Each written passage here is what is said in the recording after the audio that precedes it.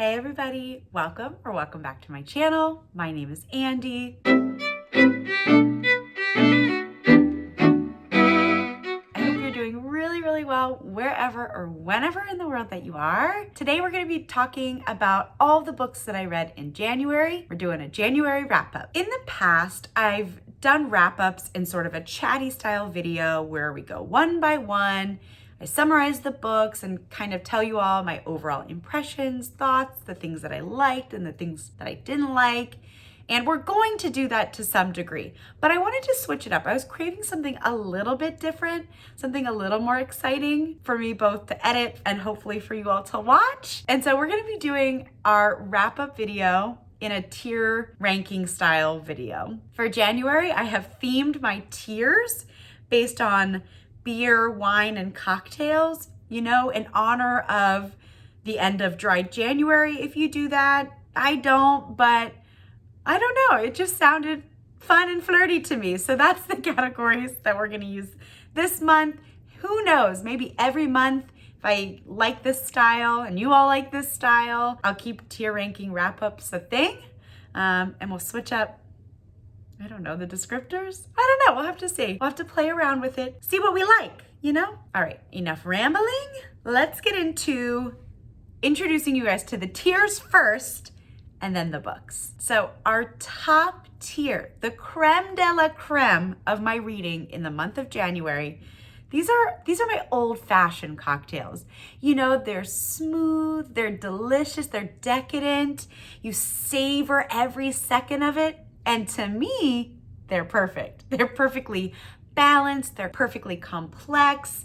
They're just perfectly perfect for me. I think all of the books in this tier are definitely contenders for favorite books of 2024, or at the very least, one of my most reread books of the year. I just loved my time in these worlds with these characters. I loved their stories. They were moving and exciting or different. And just like a little ounce of sophistication, Not your ordinary cocktail, not your rail cocktail. The next tier are the red wines, a nice Pinot Noir or Cab Sauv, just like a really good drink. Wine is so versatile. It comes with so many robust flavors. At the right place and in the right time, a glass of wine is just right. But they aren't my number one. I'm not always gonna choose a glass of red wine when I'm looking at a cocktail or a drink menu. Sometimes I don't feel like sneezing all night long, so I opt for an old fashioned. So I think all of the books in this category are ones that I really enjoyed. I would highly recommend, but I do think there's a little element of you have to already be interested in the plot or you have to read it at the right time, some caveat to that, why it's not the best. Our mid tier, we got the vodka soda. It'll do in a pinch. It gets the job done. It's good or good enough. It's fine, but it's nothing to write home about. So I think the books that are gonna go in here are books that are good. They're not revolutionary. They're not doing anything new and different and exciting. They're not changing my life, but I had a good time and they were fine. Our next tier, these are our tequila shots. This category really is I don't know what this book was about. I know I just read it within the last month, but I've already forgotten either the entire plot, most of the plot, all of the characters, some of the characters. It is just not stuck with me in any way, shape, or form. Eek. And then the bottom tier for me, I love beer. I'm a beer girly. IPAs, wheats, amber ales. I love a nice craft beer. But the one kind that I don't care for are sours. They are ick to me. So this is the bottom tier. These are the books that I just didn't care for. They weren't for me. I wasn't in the mood. I had problems with themes or things that came up throughout the story. I didn't like them. So I read 11 books in January, and I think the way I put them on our little tier ranking platform is the books I read earliest in January to the most recent. So let's get started. The first book is The Queen's Huntsman. This is part of a series. What is the series called? Oh no. I feel like I know that the first book is The Cornish Princess, and the gist of this series is that there's this girl and she's a changeling, and there's some kind of curse or blessing put on her where if you have a kind soul, then you see her as being very beautiful, and if you have an ugly soul, you see her as being very ugly. But I don't actually remember much more than that.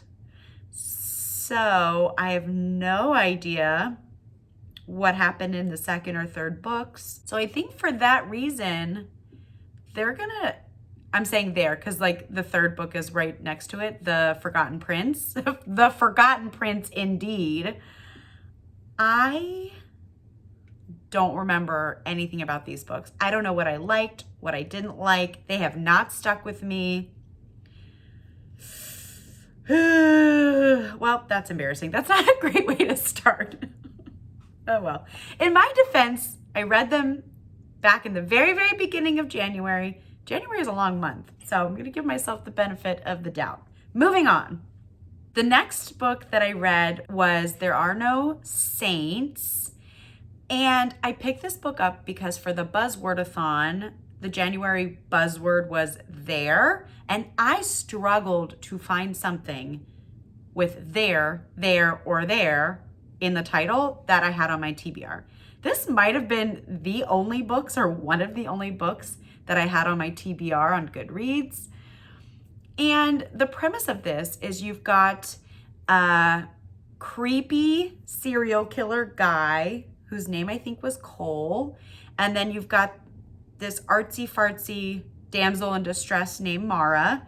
And in the first book, they meet under very scary circumstances. My worst nightmare occurs between these two characters. There's some serious stalking situation going on.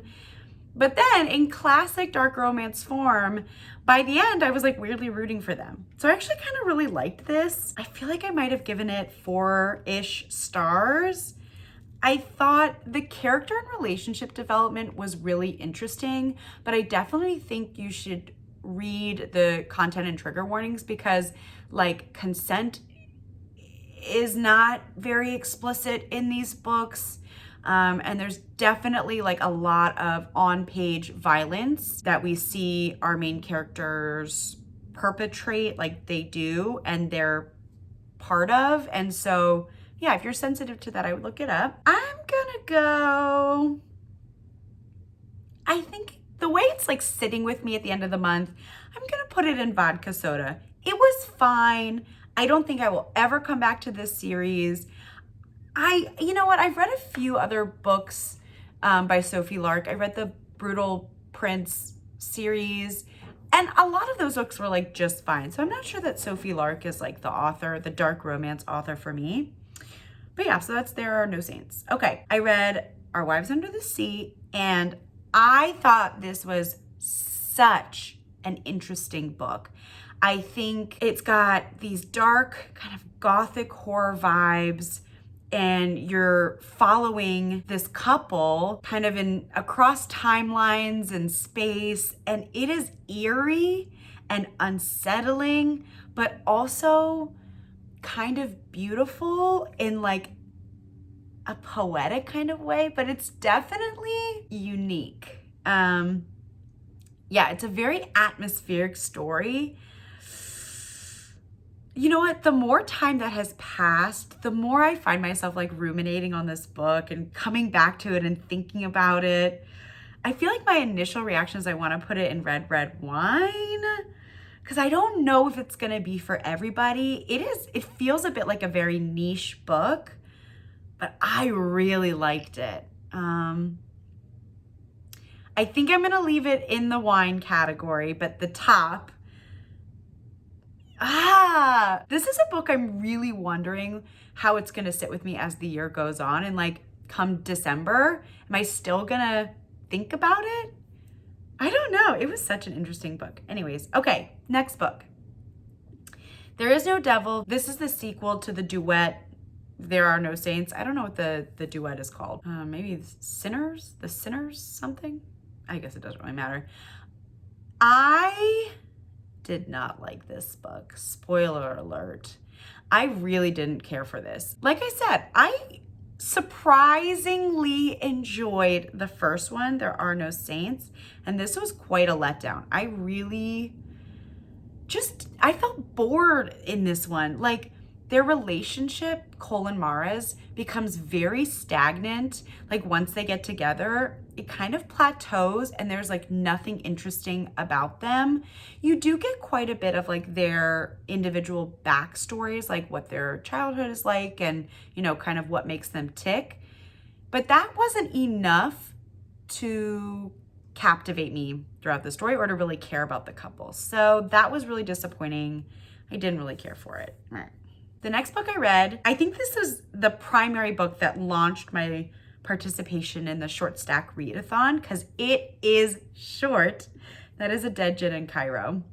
I loved this. This is gonna go in old fashioned. I thought this was so engaging. I was captivated from page one. I loved Fatma as a main character. She was smart and capable. And I really appreciated the world building. It really makes me very intrigued as to what's gonna come next. So I'll definitely continue on in this series. I really liked this and I'm just very excited. So I loved it. I savored every second in this little short story novella. All right, next is The Phantom of Drury Lane by Kate Bateman, another short story novella. This is one installment, but a very mini installment in her Ruthless Rival series. And I liked it. I just wish it was a whole book.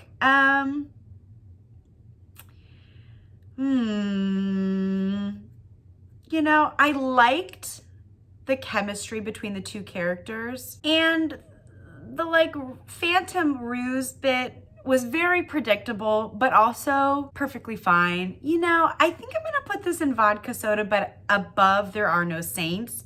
I think this was fine. I enjoyed my reading experience a lot going through this. It was quick. It was really bucket filling.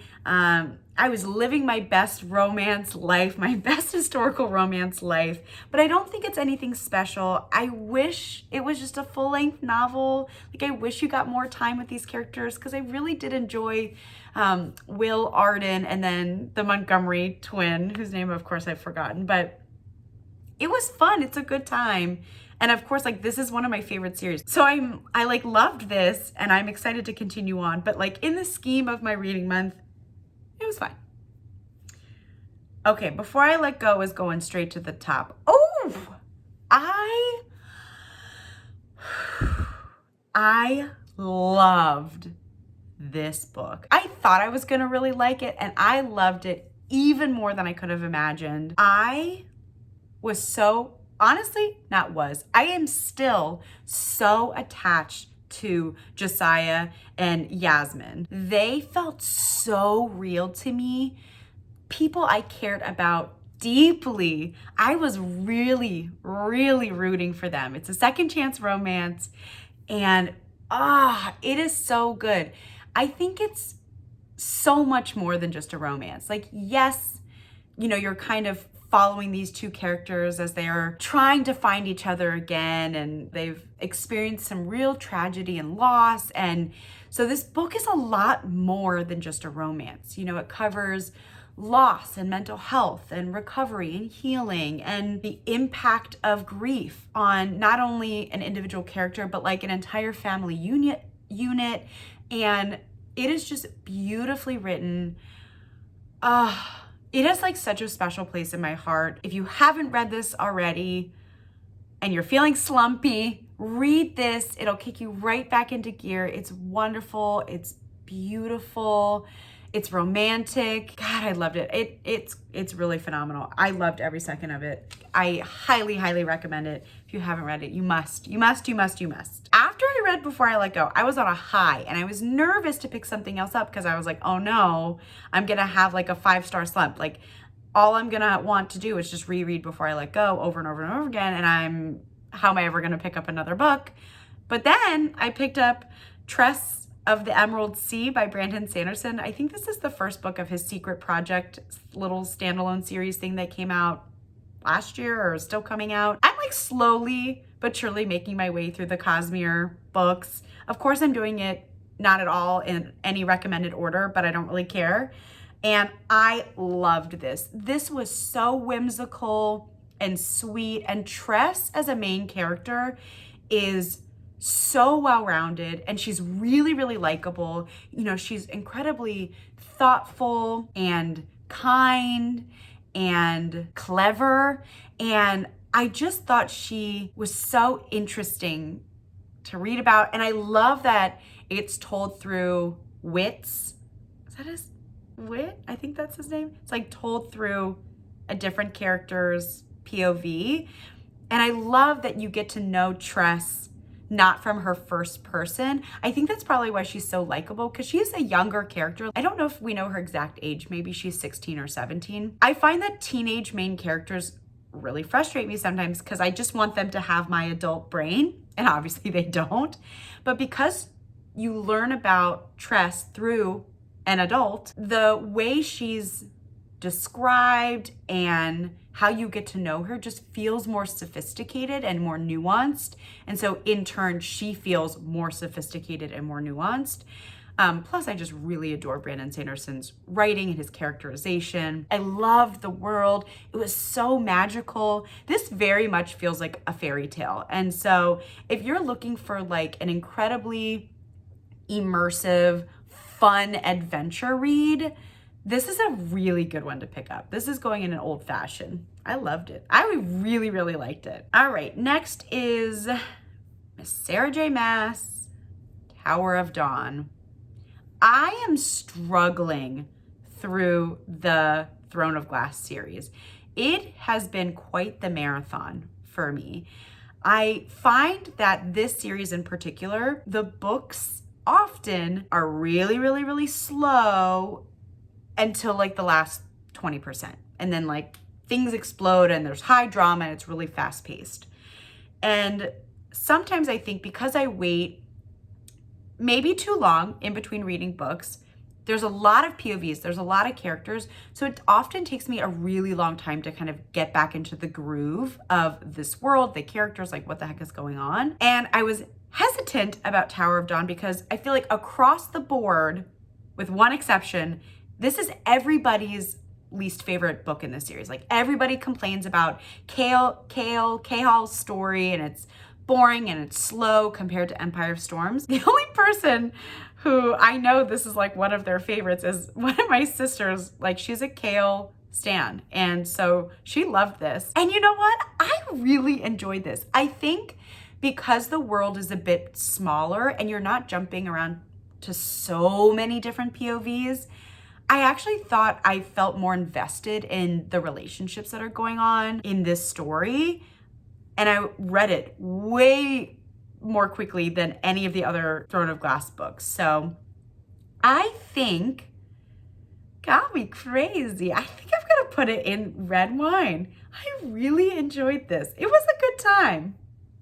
Now I just have to conquer the massive tome that is Kingdom of Ash. Ugh, I don't know when I'll get to that. All right, the last book that I finished in January was my one nonfiction read. I'm very proud of myself for reading a nonfiction this month. I read Are Prisons Obsolete by Angela Davis, and this is an examination of the prison industrial complex that we have in the United States. Initially, I thought it was like very comprehensive and covered a lot, but once I had finished, it felt more like I was attending a seminar, and I was just getting like the nuggets of some of the main forces that have led us to this point. You get some historical context starting from the era of slavery and Jim Crow, and like just how it kind of, our prison systems and policing systems morphed throughout the decades. I really liked, there's 2 chapters that kind of dive into some of the gender differences around incarceration. And I thought those chapters were really, really interesting. You learn a lot about like, where did we get the prisons that we know today? Like, where did that come from? And I just found it so interesting that I didn't really know beforehand that we created prisons as a reform to the corporal punishment that was happening before, you know, like taking people's fingers for stealing and, you know, drawing and quartering people at the stocks. Like, this was seen as more humane, and just almost like how ironic it is that that's kind of the origin, and like how it's a really poisonous system that negatively impacts so many people and so many families, and doesn't actually create a lot of positive change for anyone. And so I thought that was so interesting. I felt like this book just kind of scratches the surface of that, but it taught me some new things, and it helped me just kind of understand the big picture of where incarceration is today. And I'm certainly eager to pick up more on this topic. And so I'm really glad that I read it. I love that the audiobook was narrated by Angela Davis. And I think, though, I'm sort of like, do I want to put it in red wine or vodka soda? I think I'll put it at the bottom of red wine. I think, especially if this topic is completely new to you, this is a great book to start with. It has a lot of introductory ideas, concepts, frameworks. But I think if you're looking to do a deep dive into the prison industrial complex, like, this is not the book for you. But I had been wanting to read it, and I'm really glad that I read it. And I think it's really well written. It's really an interesting and compelling nonfiction. All right. So there we are, looking at my tiers. You know, I think I'm pretty content with where things have shaken out here. I don't know how it compares to what I gave them on Goodreads, like how many stars. I didn't really even think about that much while I was going through this. By far, my favorite books that I read in January were Before I Let Go. That was definitely my favorite. Trust of the Emerald Sea was my second favorite. And then A Dead Gin in Cairo Takes Bronze. It was a really good reading month. I really enjoyed myself. I loved kind of kicking off my reading year with some of these shorter books, and I'm really hoping my momentum continues into February and I pick up some really great stories. That's all I got for you guys today. I hope you enjoyed. Let me know in the comments down below how your January reading month went. What were some of your favorite books that you read in January? And maybe any flops that you just regret reading, maybe. All right, if you're still here, maybe leave a little cocktail emoji in the comments to let me know you made it this far. Hit that like button, smash subscribe, turn the bell, do all the things if you feel like it. It would be great. Greatly appreciated. Helps little old me. So anyways, enough rambling. I always struggle closing out these videos. Yeah, that's it. Good night. Well, I guess it's good night for me. I don't know what time you're watching this. I'll see you in the next one. Bye.